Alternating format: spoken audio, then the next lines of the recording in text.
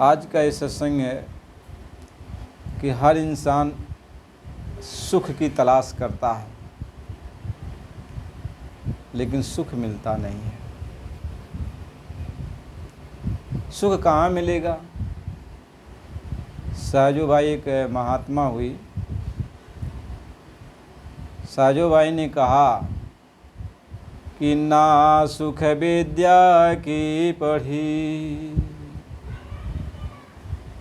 ना सुख विद्या की पढ़ी, और ना सुख वाद विवाद, और साध सुखी सहजो कहें, लागी शून्य समाधि। सुख की खोज तो सभी लोग करते हैं, लेकिन सुख किसी को मिलता नहीं। कोई सुखी नहीं हो पाता है। देखो, जिनके पास मोटर कार बंगला है वो भी सुखी नहीं, जो मंत्री मिनिस्टर बन गए वो भी सुखी नहीं, एमपी एमएलए बन गए वो भी सुखी नहीं, सेठ साहूकार बन गए वो भी सुखी नहीं। बड़े बड़े राजा महाराजा चक्रवर्ती सम्राट, किसी को सुख नहीं। इतना होने के बाद भी, आदमी के पास इतना धन दौलत होने के बाद भी, इतनी बड़ी हुकूमत पाने के बाद भी, लेकिन इंसान सुखी नहीं है। कोई तन से दुखी, कोई तन से दुखी, कोई धन से दुखी, कोई तन से दुखी, कोई धन से दुखी, कोई मन से दुखी, सभी रो रहे हैं। कोई तन से दुखी, कोई धन से दुखी, जिनको मिला है सब कुछ वो भी तो रो रहे हैं। ब्रह्मा भी दुखी हैं, विष्णु भी दुखी हैं, दुखी ये त्रिपुरारी जो ईश्वर बन बैठे हैं। दुखी तो सब कोई है। आपने देखा होगा, टीवी सीरियल में देखा होगा कि सब लोग समाधि लगाते हैं, सब लोग ख्याल में लगे रहते हैं। कभी ये देवी देवता, इन देवता, ये सारे लोग कभी ब्रह्मा के पास जाते, कभी विष्णु के पास जाते, कभी शिव के पास जाते। कई हमेशा ये लोग लड़ाई में व्यस्त रहते, कभी चैन से रहने नहीं पाते। यदि शिव जी की समाधि यदि लगा लिए थोड़ा चैन रखने के लिए, तो कोई न कोई जाके समाधि भंग कर देता है, और जब समाधि भंग कर देता है तो क्रोध जागृत हो जाता है, तीसरा नेत्र खोल देते हैं, वजर के भस्म हो जाता है। यानी उनकी समाधि टूट गई, तब तो दुखी हो गए। समाधि में गए थे सुखी, सुख से आनंद से रहने के लिए, और समाधि तोड़ दिया तो दुख उत्पन्न हो गया, तो उसको जला के भस्म कर। ब्रह्मा की भी यही हालत, विष्णु की भी यही हालत, तो और देवी देवताओं की क्या हालत कहा जाए, और इसके बाद इंसान की हालत क्या कहा जाए। इंसान से नीचे कीड़े मकोड़े जीव जंतु की हालत क्या कहा जाए, सब दुखी। इसलिए एक शब्द में महापुरुष कहते हैं कि तन धर सुखिया कोई ना देखा, और जिन देखा तिन दुखिया है। यानी शरीर जिसने भी धारण कर लिया सब दुखी, सब दुखी, कोई सुखी नहीं, कोई सुखी नहीं। और हम सभी लोग सुख की खोज करते हैं, धन इकट्ठा करते हैं सुख करने के लिए, बाल बच्चा पैदा करते हैं सुख करने के लिए, शादी विवाह करते हैं सुख करने के लिए, माल अटारी बनाते हैं सुख करने के लिए। ये सब करेंगे तो हमको सुख मिलेगा, लेकिन जब ये हो जाता है तब पता चलता है इसमें सुख नहीं। वो चीज़ जब हासिल हो जाता है तब पता चलता है इसमें सुख नहीं, सुख नहीं, सुख कहीं नहीं। इस संसार में सुख है ही नहीं। हमारे स्वामी जी महाराज कहा करते कि बच्चा, यह संसार जो भी बना है यह अपूर्ण है, पूरा नहीं है। और यह शरीर जो आपको दिया जाता है यह भी अपूर्ण है, पूरा नहीं, पूरा नहीं।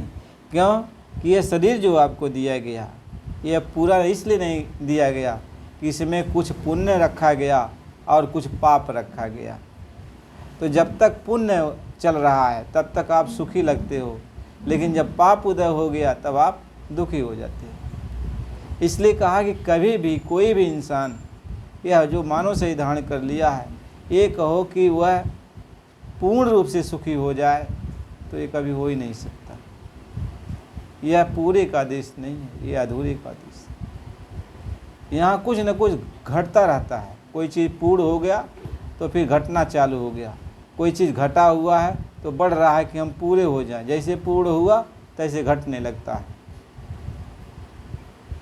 यहाँ परिवर्तन होता रहता है, कोई चीज़ स्थिर नहीं है, कोई चीज़ स्थिर नहीं है। तो जब कोई चीज़ स्थिर नहीं है तो सुख कहाँ से स्थिर रहेगा। न दुख स्थिर है और न सुख स्थिर है। यह चलायमान का देश है। यहाँ कोई यदि कहे कि नहीं हम सदा सुखी रहेंगे, तो यह समय के चक्र के अनुसार उसको दुख उठाना ही पड़ता है। कहते हैं कि 14 चौकड़ी राज करने वाला रावण भी सुख प्राप्त नहीं कर पाया, सुख प्राप्त नहीं कर पाया। भगवान रामचंद्र जी आए सुख से रहने के लिए। जैसे उनके सुख का समय आया कि चलो अब सिंहासन में बैठे सुख करेंगे, तैसे उनको वनवास भेज दिया गया। वनवास में नाना प्रकार का कष्ट उनको झेलना पड़ा।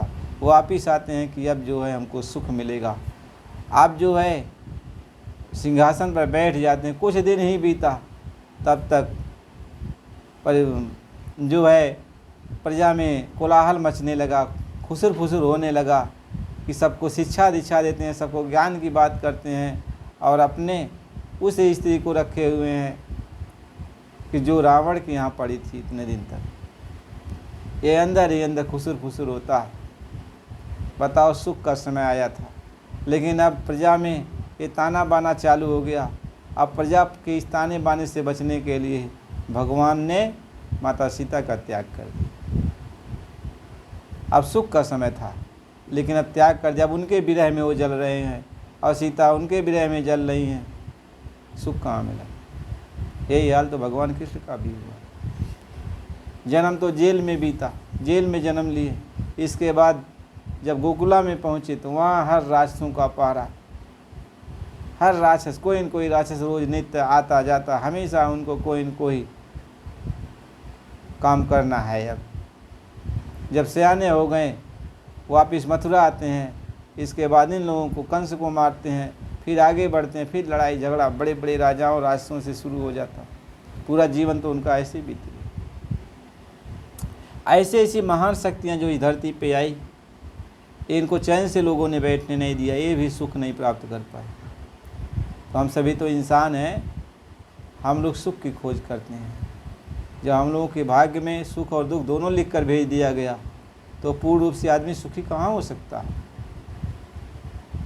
इसीलिए हम सोचते हैं कि हम पूर्ण रूप से सुखी होंगे, जो कुछ भी कर लेंगे फिर आगे जाके जो है इसका आराम से भोग करेंगे।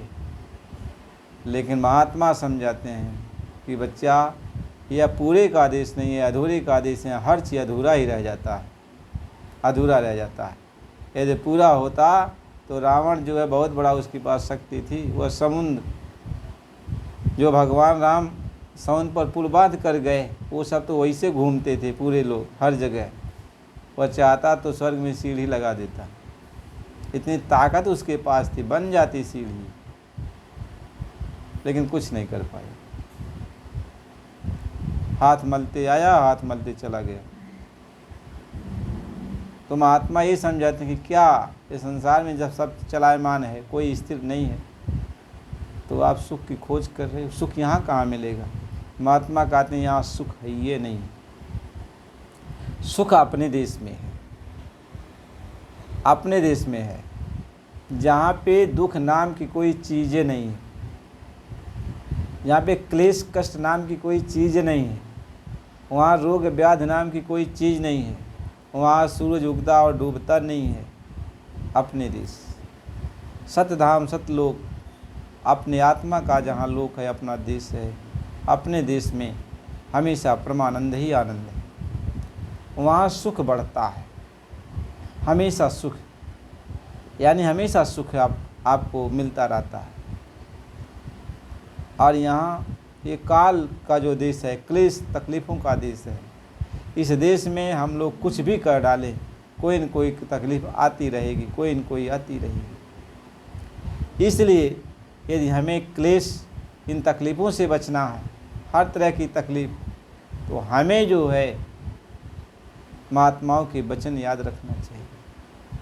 और कह सुखी मीन जहनी रे गाधा, अजिम हरि शरण नए को बाधा। कह सुखी आप कहाँ रह सकते हो?